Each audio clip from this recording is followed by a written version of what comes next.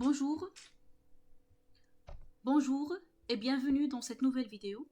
Je vais vous montrer un TP de la régression multiple. La régression multiple, qu'est-ce que c'est? C'est le fait de prédire une valeur numérique en se basant sur plusieurs attributs. J'explique. Par exemple, vous voulez prédire le prix d'un appartement. Donc, le prix de l'appartement, c'est la variable cible. On essaye d'estimer le prix d'un appartement en se basant sur la superficie, le nombre de chambres, l'âge de l'appartement. Dans ce cas-là, il s'agit d'une régression multiple. Pourquoi multiple? Parce qu'on a essayé de prédire le prix qui est une valeur numérique en se basant sur plusieurs attributs, notamment la superficie, le nombre de chambres et aussi l'âge de l'appartement. D'accord? Dans le TP précédent, vous avez fait la régression linéaire simple. Pourquoi simple? Parce que vous avez prédit une valeur numérique, c'était le score de l'étudiant, c'était la variable cible, en se basant sur seulement le nombre d'heures étudiées. Il y avait un seul attribut qui est le nombre d'heures étudiées. Donc, il s'agit d'une régression linéaire simple. Notez bien, la différence entre la régression linéaire simple et la régression linéaire multiple, tout simplement, c'est que dans la régression linéaire multiple, vous essayez de prédire une valeur numérique en se basant sur plusieurs attributs, alors que dans la régression linéaire simple, vous essayez de prédire une valeur numérique en se basant sur un seul attribut. Exemple, dans la régression linéaire multiple, on peut faire la prédiction du prix en se basant sur la superficie, le nombre de chambres et l'âge de l'appartement. Un exemple simple dans la régression linéaire simple, c'est prédire le score d'un étudiant en se basant sur seulement le nombre d'heures étudiées. Dans le TP précédent, vous avez fait score égale pente multiplié par heure plus ordonnée à l'origine, n'est-ce pas? Donc, le score, c'est la variable cible. La pente ici, c'est un coefficient. Le nombre d'heures, c'est la variable d'entrée qui est x. Et vous avez plus l'ordonnée à l'origine. Dans cette équation, vous avez une droite, n'est-ce pas? C'est une équation d'une droite. Et vous avez un seul attribut qui est le nombre d'heures étudiées.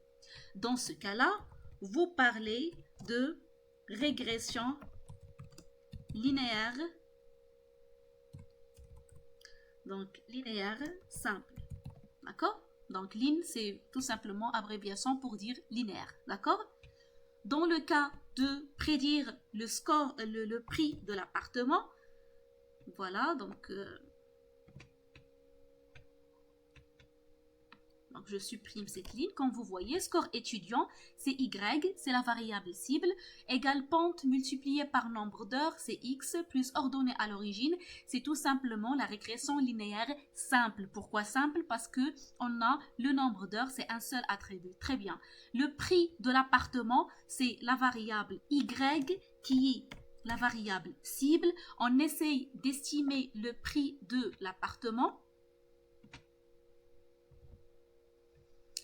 Donc, égale la pente, donc on n'aura pas une seule pente, on aura A1, le premier coefficient, multiplié par size, qui est la superficie, size en mètres carrés, c'est la superficie dans notre cas, donc je fais la couleur verte. Après, plus A2, qui est deuxième coefficient, multiplié par le nombre de chambres, plus A3, donc c'est un autre attribut qui est la distance par rapport au centre de la ville, d'accord? Donc, c'est le troisième attribut. Vous avez aussi l'âge de l'appartement, donc c'est le quatrième attribut. Et vous avez vers la fin la constante. C'est comme l'ordonnée à l'origine dans la régression linéaire simple.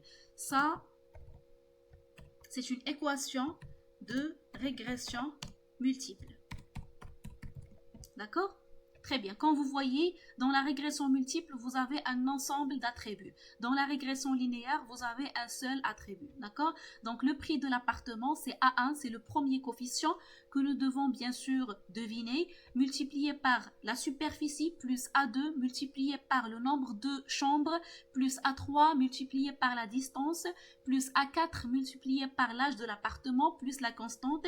C'est une équation de la régression linéaire multiple.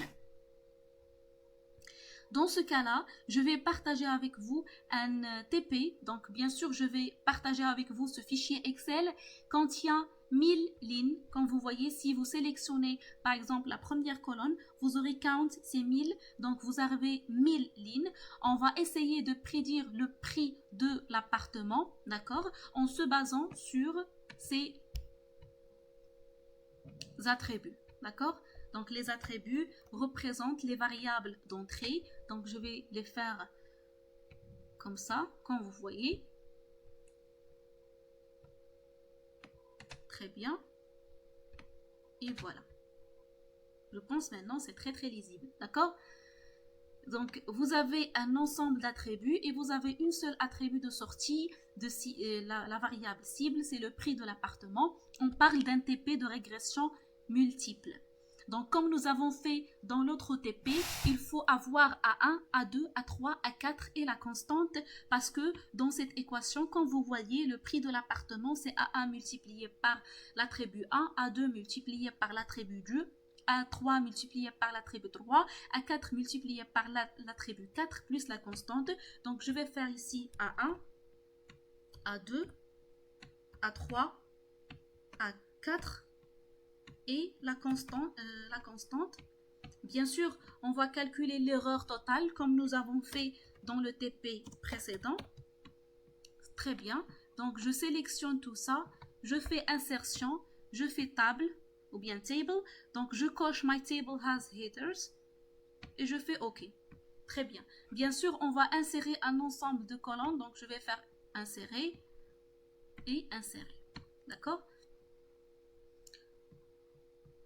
Donc, je vais faire ici, donc bien sûr, donc, je vais faire une autre couleur, la prédiction, donc je vais faire bleu, comme ça.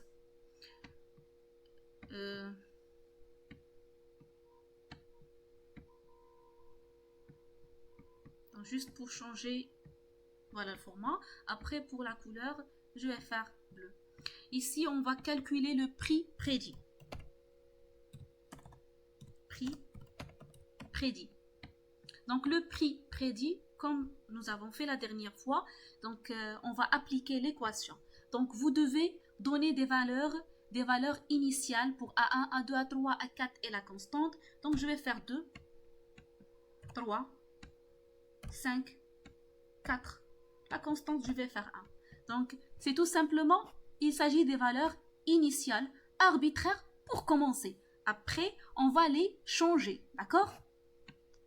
Donc, je fais égal, c'est A1 multiplié par la première entrée, c'est size ou bien la superficie, plus A2 multiplié par le nombre de chambres, plus A3 multiplié par la distance, plus A4 multiplié par l'âge. Je fais plus la constante. Bien sûr, on ne va pas faire plus, par exemple, A5 multiplié par le prix, parce que le prix, c'est la variable cible. C'est ce qu'on cherche à estimer et à prédire. Vous faites entrer, d'accord? Donc, vous avez ici le prix prédit. Comme vous voyez, il y a une grande différence entre le prix prédit et le prix réel. Et c'est hyper normal, parce que nous avons calculé ce prix prédit à travers les valeurs initiales arbitraires. Donc, c'est pas encore amélioré, on va les améliorer après. Donc, vous voyez ici qu'il y a un plus. Donc, vous faites, s'il vous plaît, double-clic. Si vous faites double-clic, vous aurez les calculs jusqu'à la dernière ligne qui est 1000. Voilà. Très bien. On doit calculer l'erreur individuelle. L'erreur individuelle, c'est le prix prédit moins le prix réel au carré. Et bien sûr, je dois ajouter parenthèse ici.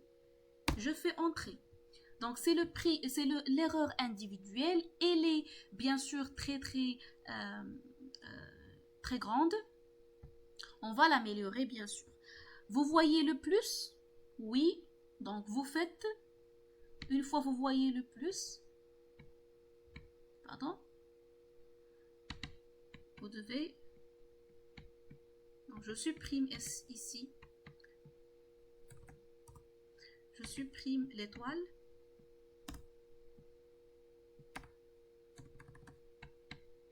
Voilà. Donc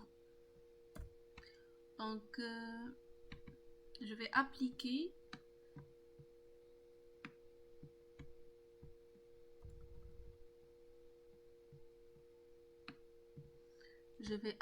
cette formule. Donc vous voyez le plus, je vous fais double-clic. Voilà l'erreur individuelle calculée pour l'ensemble des lignes jusqu'à la ligne 1000. Il nous reste maintenant qu'à calculer l'erreur totale. L'erreur totale, c'est la somme. Donc je fais somme. Dans le cas de la langue française pour votre Excel, vous faites somme, S-O-2-M-E. Dans mon cas, donc j'ai anglais, donc je fais somme. Après, donc je sélectionne l'erreur individuelle, je fais parenthèse, je fais entrée, voilà l'erreur totale. Bien sûr, on doit changer les valeurs de A1 jusqu'à la constante pour trouver une erreur faible.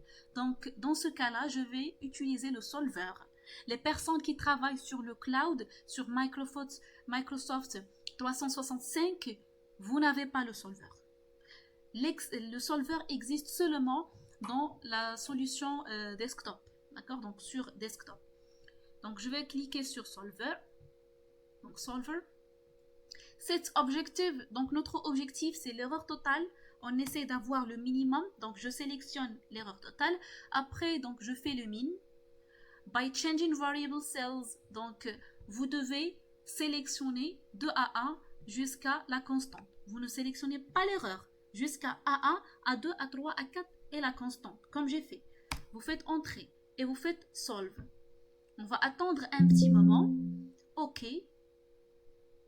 Et voilà, donc ici, on a l'erreur totale qui est faible, d'accord? Et comme vous voyez, on n'a pas une grande différence entre l'erreur individuelle et l'erreur prédit, d'accord? Donc, je reviens, je vérifie, voilà. Donc, il est calculé dès le début jusqu'à la ligne 1000. Très bien. Donc maintenant, je vais essayer de faire le nuage de points. Donc le nuage de points, donc c'est la superficie. Donc je vais faire la superficie dans l'axe X et dans l'axe Y, le prix réel et le prix prédit. Donc je fais insertion et nuage de points.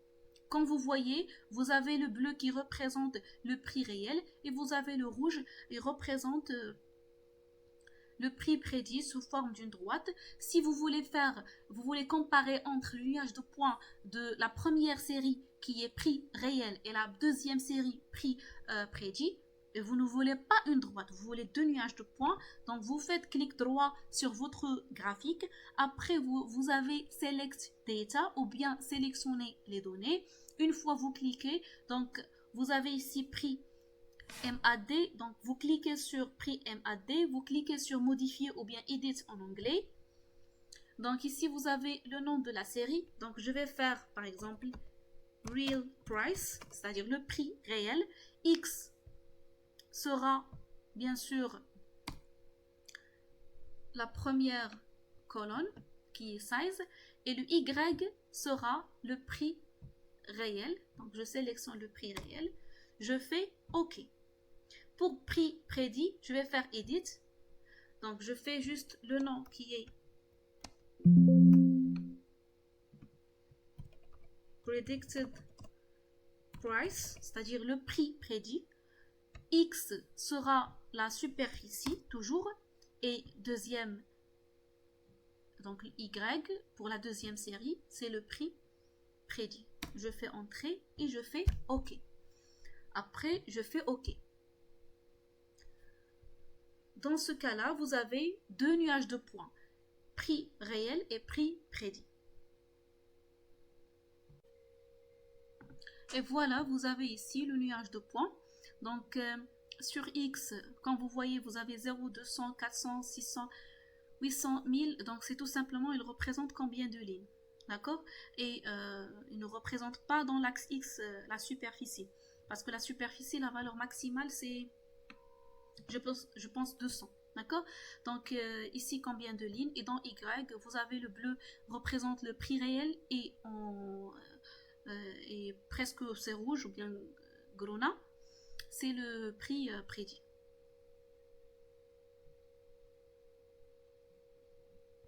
Et voilà, donc je peux bien sûr. Pardon, donc je fais.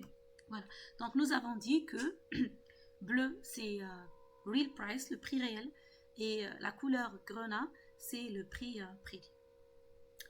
Et comme vous voyez, il n'y a pas une grande différence entre la valeur prédite et les valeurs prédites et les valeurs réelles. D'accord? Jusqu'à ici, donc on a terminé cette vidéo. On arrive à la fin de cette vidéo. J'espère que c'était clair. Si vous avez des questions, n'hésitez pas à les poser. Voilà. Et donc, c'était une réalisation de la régression multiple. Donc, nous avons prédit le prix en se basant sur l'ensemble des attributs. Donc, je vais faire ici une autre couleur, comme ça. Et voilà, donc, la couleur verte présente l'ensemble des attributs d'entrée. La couleur jaune représente la variable cible. Et la couleur bleue représente la prédiction. Et ici, vous avez l'erreur individuelle. Bien sûr, je dois tester le modèle donc sur des valeurs. Donc, vous pouvez par exemple générer. Donc, je vais générer des données. Donc, je sélectionne. Je sélectionne les premières lignes. Donc, je vais générer automatiquement. Je vais faire generate data like this structure.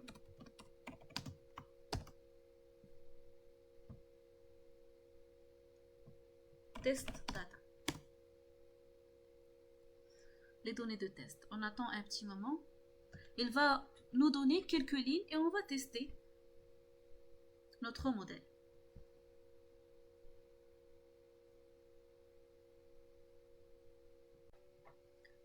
Voici la réponse de ChatGPT. Donc, size, rooms, distance. Donc, je fais juste copier. Je reviens au fichier Excel. Vers la fin. Voilà. Vers la fin, je vais essayer de copier ce qu'elle a donné. Bien sûr, je supprime cette ligne. Il s'agit juste des noms des colonnes. Donc, nous avons ici la première valeur, la deuxième, la troisième, la quatrième. Ici, c'est prix réel, donc il doit être supprimé tout simplement parce qu'on n'a pas de prix réel. On veut l'estimer, on veut le prédire, d'accord? Donc, c'est à supprimer.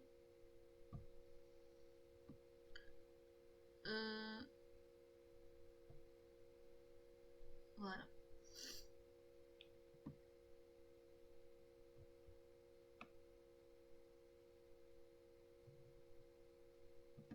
Voilà. Donc, vous devez bien sûr calculer. Donc, je supprime ça. Donc, je vais le faire en rouge pour qu'il sépare les valeurs réelles et les prédictions. Ici, pour prédire, donc je fais juste la couleur bleue ici. Donc, pour prédire, vous prenez la même... vous faites juste CTRL-A, CTRL-C. CTRL-A, CTRL-C. Vous faites entrer avant. Et vous faites... Voilà, comme ça. Donc, A1. Donc, ici, c'est la cellule 1003. B1003. C1003. D1003. Entrée. Donc, ça, c'est la prédiction. C'est le prix de l'appartement. Donc dans la superficie on a 161 dans le nombre de chambres, donc nous avons 4, la distance par rapport au centre-ville, donc 2,74, et ici 32, c'est l'âge de l'appartement, d'accord? Donc bien sûr vous pouvez calculer le prix de l'ensemble des données de test. et vous faites comme ça. Donc j'espère que c'était clair. Dans ce cas-là, vous ne pouvez pas calculer bien sûr l'erreur, parce que l'erreur se calcule, vous pouvez calculer l'erreur s'il y a la valeur réelle. Dans ce cas-là, on n'a pas la valeur réelle. On suppose qu'on a les données et qu'on veut estimer le prix de l'appartement, donc en se basant sur ces variables d'entrée. Et voilà, vous avez pu prédire vous avez pu prédire le prix de plusieurs appartements en se basant sur ces attributs d'entrée. Donc je voulais juste tester, par exemple ici c'est A1, voilà, 100, voilà. Ces deux valeurs, donc on a les mêmes valeurs alors qu'il ne faut pas avoir les mêmes valeurs. Peut-être, donc vous testez avec une calculatrice et pour s'assurer est-ce que ce calcul est vrai. Donc j'espère que c'était clair, merci et à tout.